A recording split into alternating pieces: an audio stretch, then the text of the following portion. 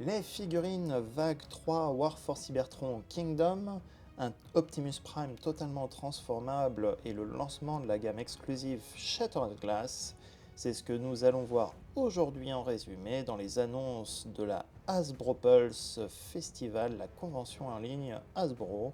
Toutes les nouvelles vont être dans ce podcast. Bienvenue sur TF Toybox, la chaîne qui passe en revue les figurines et qui vous informe des nouveautés. Comme je l'ai dit en intro, un numéro totalement consacré à la Hasbro Pulse convention qui a eu le vendredi 9 avril. On va passer en revue les différentes figurines. Alors pour info, pour l'instant, les figurines viennent d'être annoncées, elles sont en précommande aux États-Unis. On saura très prochainement si elles seront également en précommande en France et dans le reste du monde, mais j'imagine qu'il y en aura quand même une certaine partie. On va donc passer en revue d'abord les premières annonces, majoritairement qui portent sur la gamme Kingdom. On va commencer par ceux que l'on connaissait déjà en quelque sorte avec Rodimus Prime, le nouveau Commander Class après Skylynx, avec ses accessoires, son sabre de Primus. Il a aussi la matrice du commandement, il a déjà été révélé par Takara il y a quelques semaines parce que les précommandes ont ouvertes. On retrouve un mode robot qui fait sensiblement la taille d'un leader class avec beaucoup d'accessoires en plus et une grosse remorque. Bien sûr, il se transformera en camion van comme dans le dessin animé de 86, avec les grosses flammes sur le côté. Le mode voiture pourra se détacher de l'avant du camion avec un blast effect pour simuler un mode simplifié de hot rod la voiture, mais quand même en plus gros. La remorque permettra de loger des figurines ou les canons de Rodimus Prime. On voit la taille d'une figurine Deluxe Voyager pourra tenir dans cette remorque. Des compartiments supplémentaires sont prévus pour stocker les armes et les blast effects. Les canons pourront bien sûr se positionner comme le jouet Génération 1 de 86 et les blast effects peuvent se fixer sur le canon. On a également un rendu 3D avec l'arme qui est attachée sur le côté du mode voiture et surtout avec cette Ascon, les premières images du packaging de Rodimus Prime Commander Class, 34 étapes de conversion, les accessoires et blast effects fournis et l'avant du packaging avec l'épée de Primus. Nouvelle figurine Leader Class également de la vague 3, Galvatron, le chef des Decepticons, Megatron reformaté, se trouve en Leader Class avec beaucoup de petits accessoires bien sympas, notamment une matrice du commandement comme on le retrouve dans le film de 1986. Il se transforme en canon comme dans le dessin animé de l'époque, donc c'est un gros canon monté sur des chenilles de tank. Une taille et un look similaire à un leader class et conforme au dessin animé de l'époque. On a quelques rendus 3D également avec des nouveaux blasters ajoutés qui ressemblent au Revenge, le vaisseau de Galvatron dans le film de 86. D'autres rendus 3D du mode robot, ainsi que les premières images du packaging. Autre gros morceau enfin révélé, l'Arche, le vaisseau des Autobots dans les dessins animés de 84 et de plusieurs séries, le vaisseau d'Optimus Prime se retrouve en Leader Class cette année. Un bon gros vaisseau jaune très conforme à celui vu dans la série War for Cybertron et le dessin animé d'origine Génération 1. De beaux détails, des détails usés, des vitres de la tour de contrôle, des réacteurs arrière peints en bleu avec quelques blast effects, encore une fois on revoit les gros beaux logos Autobot également vus arrière, des plateformes d'embarquement qui sont cachées en dessous, une mini figurine d'Optimus Prime en rouge également. Le rendu 3D montre des petites taches comme les figurines sièges et les taches d'usure et de guerre sur le vaisseau, et bien sûr il se transforme en mode robot, un mode robot gigantesque articulé, dont la tête et l'effigie ressemblent au Last Autobot, le dernier Autobot, un personnage des BD Marvel des années 80, fin 80, début 90. Il est livré avec Mainframe, qui veut dire un ordinateur d'ailleurs, une figurine donc qui est inspirée de l'Action Master Mainframe de 1990. Ici, Mainframe se transformera cependant donc en ordinateur de bord, le fameux Teletran One, complet avec des petits visuels de la carte du monde ainsi que Vector Sigma. L'artwork de l'arche est également révélé pendant cette Ascon avec l'avant de la boîte et aussi l'arrière. On retrouve sur l'arrière comme accessoire supplémentaire les fameux Golden Discs qu'on retrouve sur les cartes collector et dans la série Beast Wars. J'imagine donc que ce seront des éléments essentiels dans la série War for Cybertron, d'autant qu'on voit le Golden Disc dans un épisode de Earthrise. Première figurine Deluxe annoncée déjà mercredi, ce sera le Beast Wars Scorponok, le Predacon, un des premiers Predacons de la série Beast Wars présent dans la saison 1, équipé de missiles et de la Cyber Bee, une abeille téléguidée, dans le dessin animé. Il arrive donc dans la gamme Kingdom avec un mode animal réaliste comme Black Arachnia et les autres, une belle gueule avec des mandibules bien sympatoches, violet, un dard aussi rouge, des détails sculptés plutôt bien réussis, un mode scorpion qui visiblement a fait des compromis comme le mode insecte de Black Arachnia et un mode robot très ressemblant au personnage de Scorponok Beast Wars.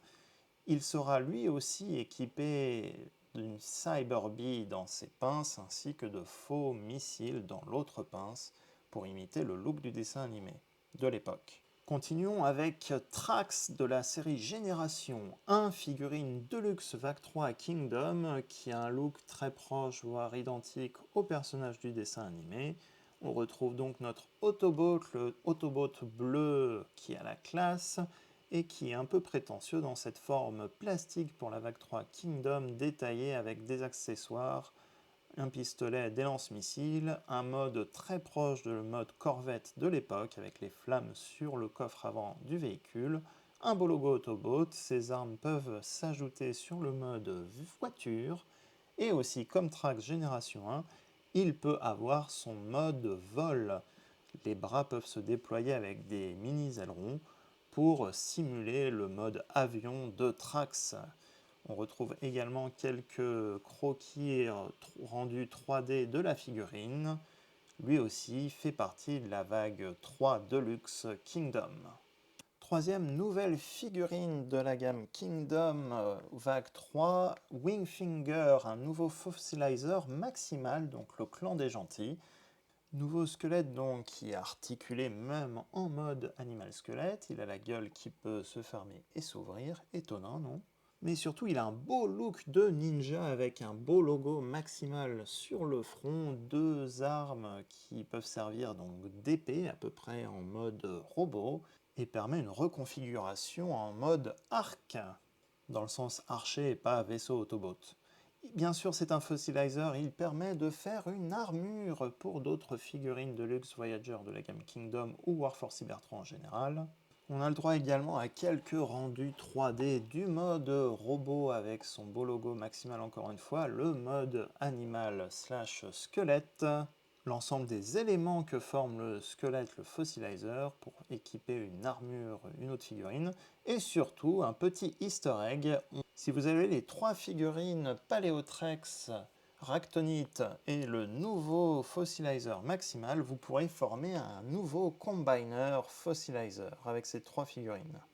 Beaucoup de fans se sont amusés à faire des combiners, mais si vous avez une figurine de chaque, vous pouvez former ce combiner avec une tête spécifique fournie avec Wingfinger. Quatrième et dernière figurine prévue normalement est une réédition de Wheeljack de la gamme Earthrise, donc ce sera normalement la même version que l'on voit ici en démonstration. Le principe sera le même que War for Cybertron RC de la gamme Kingdom, c'est la version Earthrise mais avec un packaging Kingdom et une collector card. Après les Deluxe, nouvelle figurine Voyager de la gamme Kingdom, le Maximal Rhinox, donc le confident d'Optimus Primal, est de retour dans cette forme Voyager.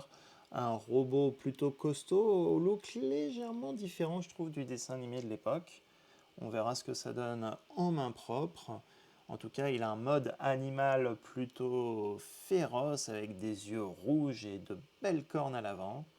Bizarrement, je trouve que les images promotionnelles mettent beaucoup en avant la figurine de Rhinox en mode animal avec de belles dents, des beaux yeux rouges et la mâchoire qui peut s'ouvrir également.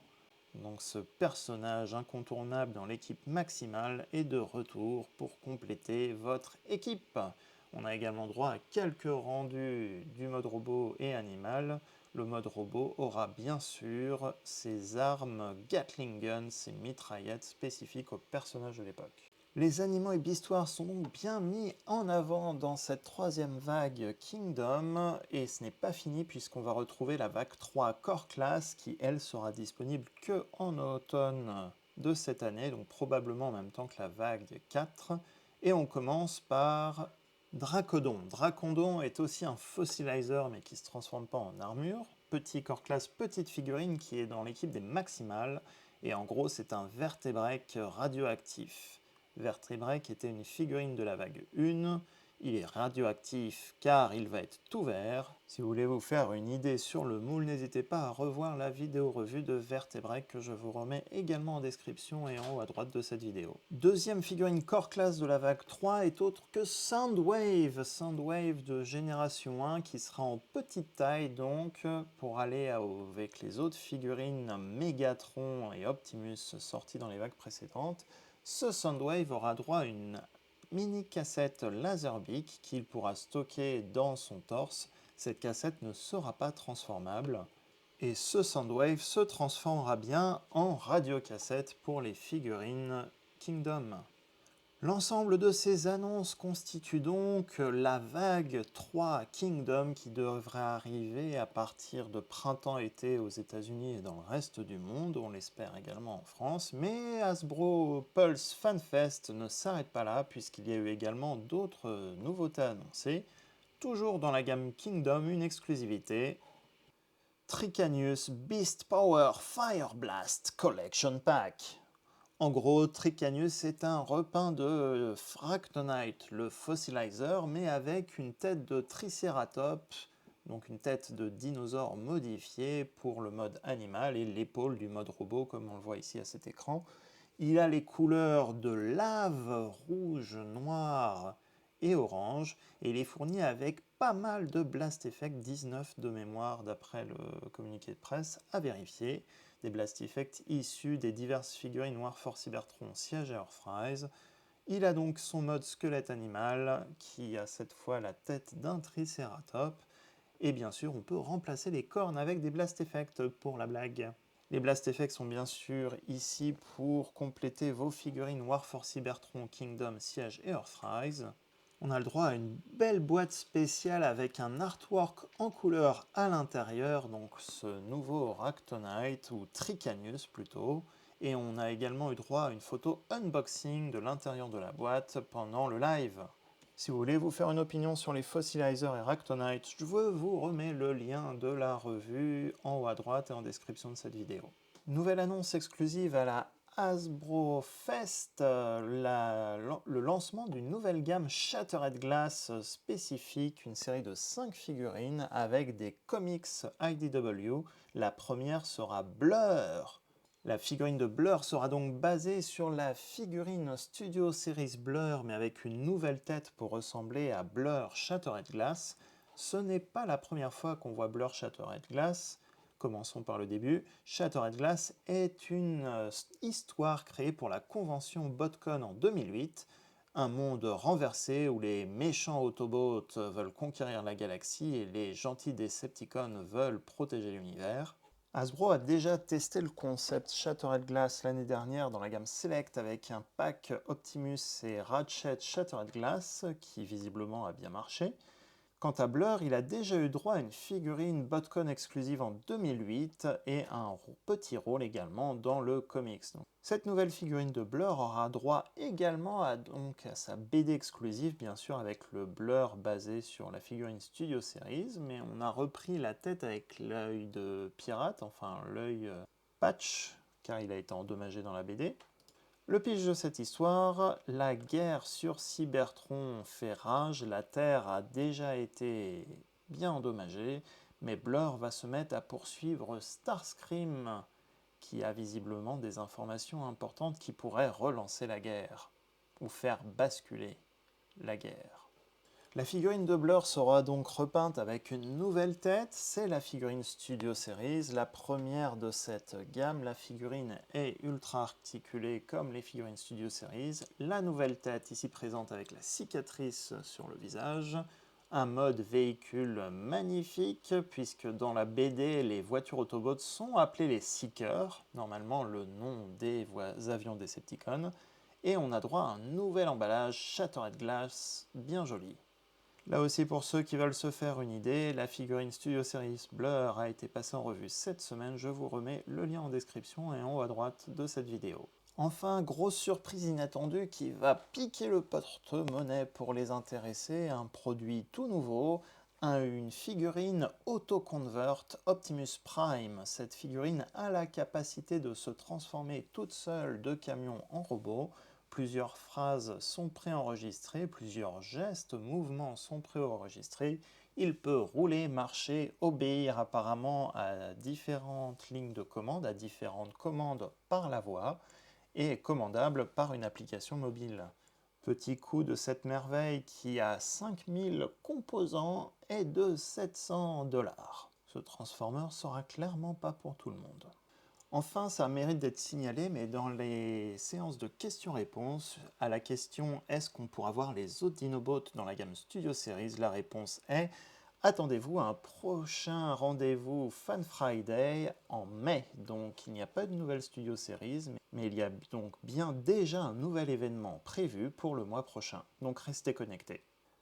Ce podcast est terminé, j'espère qu'il vous a plu. Il y a eu énormément d'annonces aujourd'hui. Il y a eu cette semaine beaucoup de rumeurs également qu'on évoquera dans le prochain podcast uniquement. Celui-ci reste spécifique à l'annonce Hasbro Pulse FanFest. Laissez-moi en commentaire ce que vous pensez des nouvelles figurines, des nouveautés attendues. Est-ce que vous êtes excité par cette nouvelle arche? Et est-ce que vous allez attendre, comme moi, Rodimus et Galvatron? Comme d'habitude, si vous aimez cette vidéo, n'oubliez pas de laisser un petit pouce positif pour soutenir et aider à la visibilité de la chaîne. Et si vous êtes nouveau et que vous êtes intéressé par d'autres news et revues, abonnez-vous à la chaîne pour recevoir automatiquement les futures vidéos. N'oubliez pas également de nous suivre sur les réseaux sociaux Facebook, Instagram et Twitter. A très bientôt pour de futures revues et nouvelles.